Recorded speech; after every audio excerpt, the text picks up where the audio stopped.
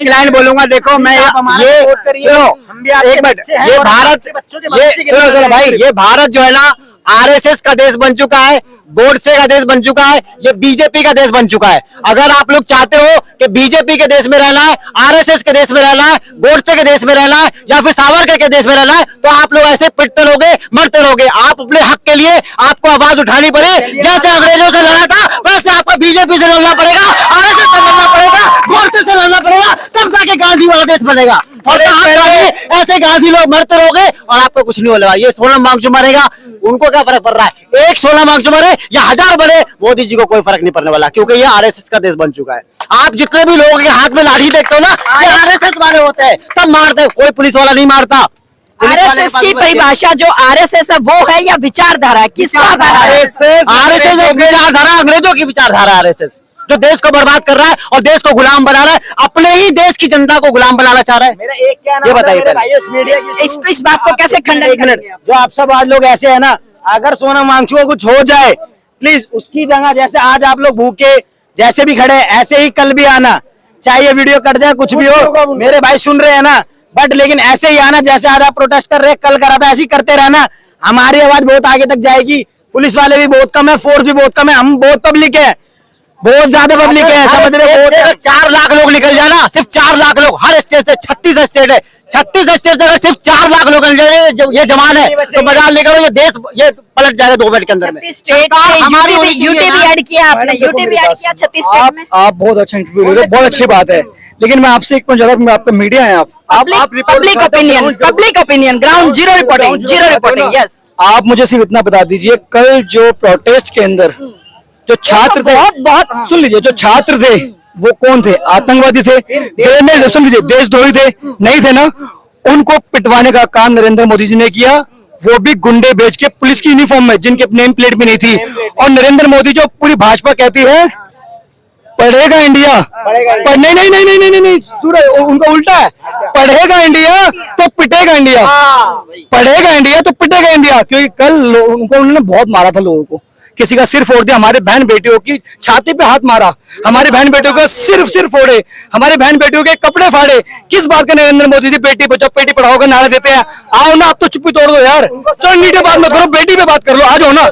नहीं आते हो, बेशरम प्रधानमंत्री है। और दूसरी बात, हम दुर्भाग्य देश का, हम बात करेंगे। मैं क्षमा के साथ बोल रही हूँ। प्रधानमंत्री कहता है खुले मंच पर, मन की बात तो कमरे में करता है जो उनके अंधभक्तों को सुनाई देती है, मन की बात तो बंद कमरे में करता है जो उसके अंधभक्तों को सुनाई देती है, और खुले में आके बोलता है मैंने 82 करोड़ लोगों को मुफ्त 5 किलो राशन दिया। नरेंद्र मोदी जी, हम लोगों को मुफ्त राशन नहीं चाहिए, आप 82 करोड़ लोगों के परिवार के बच्चों को फ्री एजुकेशन, अच्छी एजुकेशन देने का काम करो, तो ये जैन जी 6 सड़कों पर नहीं आएगा।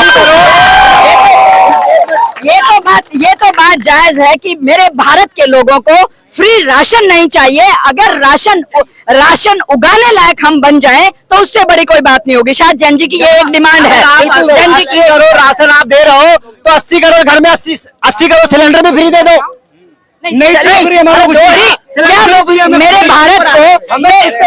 मेरे भारतवासी क्या फ्री में रहना चाहते हैं? मेरे भारतवासी, हमें फ्री में कुछ नहीं चाहिए, हमें देश अव्वल चाहिए, बढ़िया चाहिए। हमें सड़कों पे गड्ढे नहीं चाहिए। जब सड़कों में गाड़ी लेके चलते हैं ना तो मिनट पे कैमरे के अंदर फोटो खिंच जाती है, लेकिन सड़कों के गड्ढे मंत्रियों को नहीं दिखते। क्यों नहीं दिखते? लेकिन चलान की पर्ची घर पहुंच जाते, घर पहुंचने से पहले। मोदी जी ने जियो पे लेके आए थे तो जियो ने क्या किया था? फ्री करके आज 349 रुपए का रिचार्ज कर दिया। वैसे मोदी जी काम कर रहा है, फ्री दो, उसके बाद जनता को पूरी तरीके से जूस लो और बर्बाद कर दो इसको।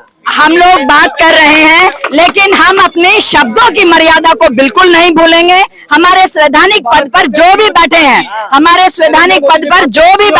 जो वो बैठे हैं तो वो हमने बिठाए हुए हैं, तो उसके ऊपर हम गलत बात बिल्कुल नहीं करेंगे। हम अपने शब्दों की मर्यादा को ध्यान रखेंगे। हमें अपनी बात कहनी है तो हमें अपनी बात कहने का तरीका जो है, हमें हिंसक नहीं होना, हमें अहिंसा वे में अपनी बात कहने का जो तरीका हमारे लोकतंत्र में दिया उसको फॉलो करके ही हमें आगे जाना है। इसमें कोई दोहराई वाली बात नहीं है, लेकिन अगर सवाल होता है तो उसका जवाब है, और जवाब है तो फिर उस पर सवाल भी आता है। तो उसमें ये नहीं कि कंट्रोवर्सी हो जाए, ये तो ये था या ये तो वो था। अगर बात कर रहे हैं तो फिर पूरी बात करेंगे और जनता की बात करेंगे, हम जनता की बात करेंगे और जनता की ही आवाज मीडिया का काम ही एक होता है कि जनता की आवाज सरकार तक लेके जाना और सरकार की पॉलिसी, अच्छी पॉलिसी जितनी भी है, जो भी है, वो जनता तक लेके आना। यही मीडिया का काम है और वही काम हम लोग कर रहे हैं। आप चैनल निकाल के देखेंगे, आपको सारी चीजें उसमें मिलेंगी।